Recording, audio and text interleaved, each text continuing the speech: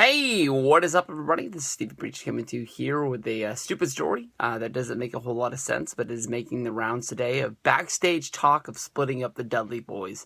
Basically, in the Wrestling Observer newsletter, which was put out yesterday, it was talked about that the Dudley boys is being pitched that they might split up and go in their different directions, with Bubba Ray playing more of a character much like Bully Ray that he did inside of TNA. This was heavily talked about during about the time of the Survivor Series when they were coming down to the tournament, basically saying that they needed heels, and one of the best heels in the business is Bully Ray, and he was being used in this sort of a tag team of playing a nostalgia act that I think they got their money's worth out of it, and I know that the Dudleys will always have a place inside of WWE if that's what they're needed, but you can really tell that they don't really want to build around the Dudley boys. They do need competitors for the New Day, but you can tell that they're going in a different direction with, sort of like the Lucha Dragons getting the big pitch, and I haven't heard an injury report on the shoulder injury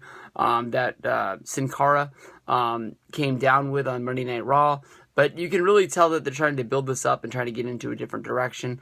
Maybe they're trying to get one more match out of the Dudleys against the New Day, and maybe that's when they'll go in this different direction. What this means for Devon, I have no clue.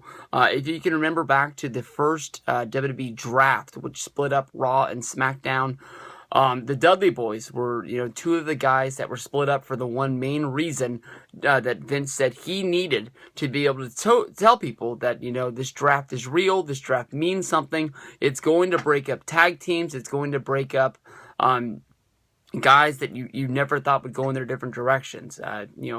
Bully Ray went to Monday Night Raw and became a competitor for the World Heavyweight Championship, having a feud against Triple H. Devon became Pastor Devon, and if it wasn't for the debut of Batista as his, it wasn't his acolyte. What did they call him? They called him Deacon Batista or something crazy like that. If it wasn't for that, I don't think anybody would remember that character that he portrayed. I know that Devon wants to cash a check like everybody else, and I'm sure that he has a contract inside of WWE. I just think if they are serious about splitting up the Dudley boys, I think that Bully Ray is going to be heavily used inside of WWE. I think that you can make this guy a great competitor. I bet he would have great matches against a guy like Kevin Owens or against anybody else that they needed to on the roster.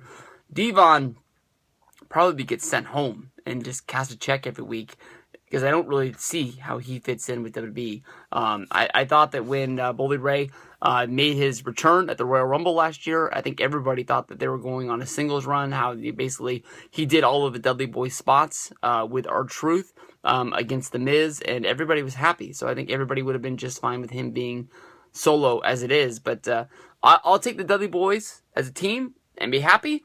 But if they do split them up, I'm all for Bully Ray inside of WWE.